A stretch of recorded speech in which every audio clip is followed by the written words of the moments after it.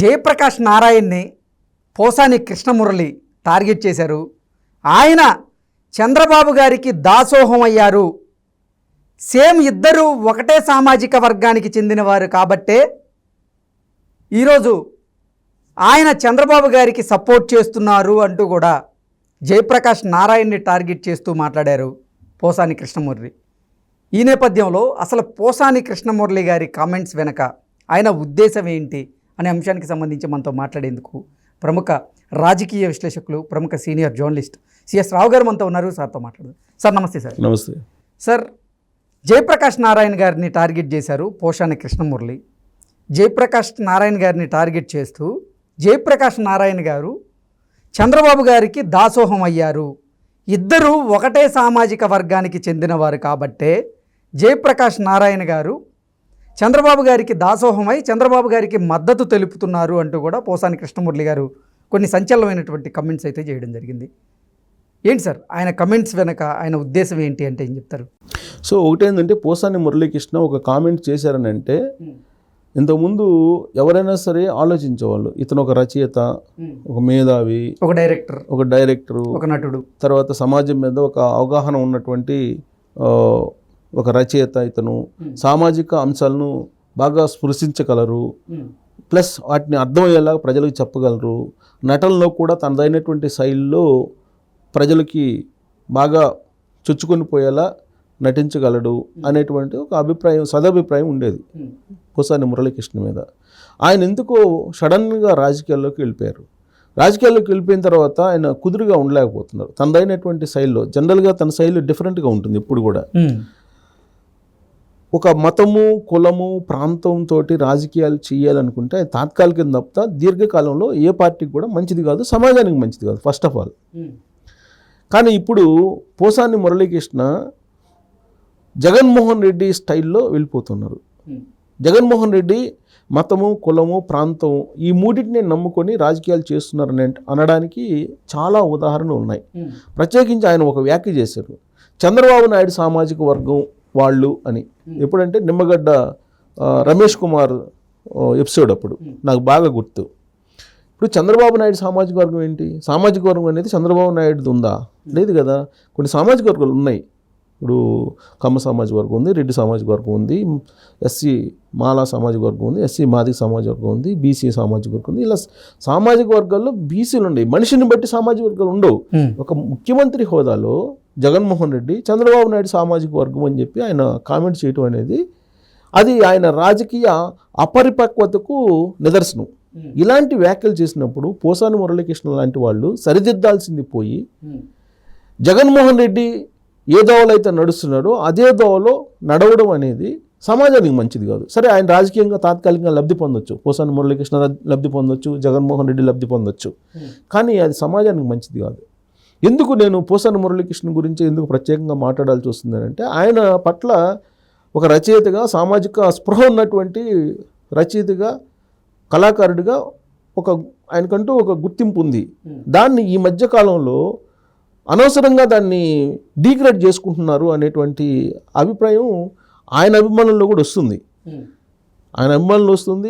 ఇప్పుడు ఆయన వచ్చి ఎందుకు విమర్శించినట్టు? జయప్రకాష్ నారాయణ పోసాని మురళీకృష్ణని ఏమన్నా అన్నారా వ్యక్తిగతంగా? అనలేదు కదా. జయప్రకాష్ నారాయణ లోక్సత్తా పార్టీ వ్యవస్థాపక అధ్యక్షుడు. ఆయన ఒక పార్టీ పెట్టుకున్నారు. ఆయన ఒక పందాలో వెళ్ళాలనుకున్నారు. ఆయన డబ్బులతో కాకుండా డబ్బులు లేనటువంటి రాజకీయాన్ని చేయాలనుకున్నారు. ఆ విషయంలో ఫెయిల్ అయిపోయారు. అందుకే రాజకీయాలకు కొంత దూరంగా ఉంటున్నారు. కానీ ఇప్పుడు ఆంధ్రప్రదేశ్లో ఉండేటువంటి పరిస్థితులు చూసిన తర్వాత ఒక మాజీ ఐఏఎస్గా, ఒక సామాజిక బాధ్యత గల పౌరునిగా, అలాగే సమసమాజ స్థాపన కావాలి, స్వరాజ్యం ఉండాలి, సుపరిపాలన జరగాలని కోరుకునేటువంటి వాళ్ళల్లో జయప్రకాష్ నారాయణ తనగా చేసేటువంటి ప్రయత్నం తను చేస్తూ ఉన్నారు. సో ఆయన ఇప్పుడున్నటువంటి పరిస్థితుల్లో జగన్మోహన్ రెడ్డి పరిపాలన తనకు నచ్చట్లేదు. నచ్చినప్పుడు ఆటోమేటిక్గా ప్రత్యర్థులకి అయితే సపోర్ట్ చేయాలి కదా. అసలు ఎవరికి సపోర్ట్ చేయకుండా మేధావులందరూ ఇళ్లలో కూర్చుంటే సమాజం నష్టపోతుంది కదా. అందుకే సామాజిక బాధ్యత ఉండబట్టి జయప్రకాష్ నారాయణ బయటకు వచ్చారు. తన అభిప్రాయాన్ని, వ్యక్తిగతమైన అభిప్రాయాన్ని చెప్పారు. తన వ్యక్తిగతమైన అభిప్రాయాన్ని చెప్పినప్పుడు నేను ఇప్పుడు ఉండేటువంటి పరిపాలనా విధానాలు బాగలేవు, ఈ విధానాల వల్ల రాష్ట్రం ధ్వంసం అయిపోయింది, అభివృద్ధి లేదు, ఇండస్ట్రీలు లేరు, పరిశ్రమలు లేవు, పారిశ్రామికవేత్తలు లేరు, ఉద్యోగాలు లేవు, యువత వలస వెళ్ళిపోతుంది, ఫ్రీ బైస్ అనేవి ఇచ్చినందువల్ల రాష్ట్రం అప్పుల్లో కూరుకుపోతుంది అనేది ఆయనకున్నటువంటి అవగాహనతో ఆయన చెప్పారు. దాని మీద ఏమన్నా వివరాలు ఉంటే కనుక, లేదు ఈ రాష్ట్రం చాలా బాగుంది, ఉద్యోగాలు అద్భుతంగా ఉన్నాయి, ఇదిగో మేము ఇన్ని ఉద్యోగాలు ఇచ్చాము, రాష్ట్రం యొక్క ఆర్థిక పరిస్థితి అద్భుతంగా ఉంది, ఈ రాష్ట్రం మిగతా రాష్ట్రాల కన్నా మెరుగైనటువంటి అభివృద్ధిని సాధించిందని చెప్పి చెప్పగలిగితే పోసాని మురళీకృష్ణ బాగుండేది. ఆయన వచ్చి చేసినటువంటి కామెంట్ ఏంటి, చంద్రబాబు నాయుడు అలాగే జయప్రకాష్ నారాయణ ఇద్దరు ఒకే సామాజిక వర్గం కాబట్టి ఆయనకు మద్దతు ఇవ్వడానికి వచ్చారు, ఈయన మేధావి ముసుగులో రాజకీయాలు చేస్తున్నాడు, ఈయన చంద్రబాబు నాయుడికి అంటగాగుతున్నాడు అని చెప్పి ఆయన విమర్శిస్తున్నారు. సో ఇప్పుడు నువ్వు అపర మేధావి కదా, సినిమా ఇండస్ట్రీ కూడా నిన్ను అపర మేధావి అనుకుంటుంది కదా.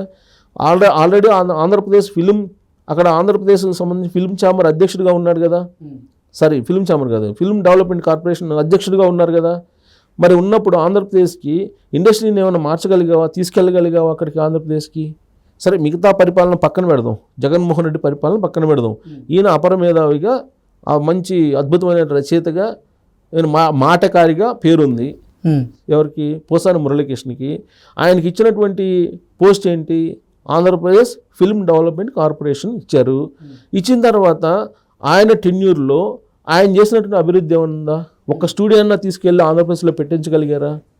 సినిమాలను అక్కడ నిర్మించేలాగా చేయగలిగారా? అక్కడ రాష్ట్ర ప్రభుత్వానికి ఏమైనా ఆదాయం రప్పించగలిగారా ఈ సినిమా ఇండస్ట్రీ నుంచి? చేయలేదు కదా. మరి అలాంటి వాటిని చేయకుండా కేవలం జయప్రకాష్ నారాయణ ఆ మాట అన్నారు కాబట్టి విధానపరమైన నిర్ణయాలు ఆయన ప్రస్తావించారు. వ్యక్తిగతమైనటువంటి అంశాల జోలికి ఆయన వెళ్ళరు. ఆయన గురించి తెలిసినటువంటి వాళ్ళు ఎవరైనా చెప్తారు. వ్యక్తిగత దూషణలకి, వ్యక్తిగతమైనటువంటి హననాలకి ఆయన వెళ్ళరు. విధానపరమైన అంశాలనే చెప్తారు. ఏదైనా ఒక నిర్ణయం తీసుకుంటే ఇదిగో ఇది బాగుంది, ఇది బాగలేదని చెప్తారు.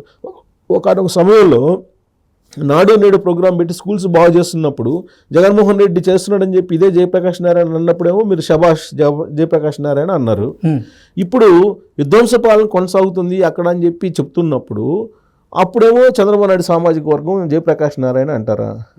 ఈ తెలుగు రాష్ట్రాల్లో అత్యంత దౌర్భాగ్యమైనటువంటి పరిస్థితి ఏదైనా ఉందనంటే బీజేపీని విమర్శించేటువంటి వాళ్ళేమో దేశద్రోహులు అని చెప్పి ఒక ముద్ర వేస్తారు.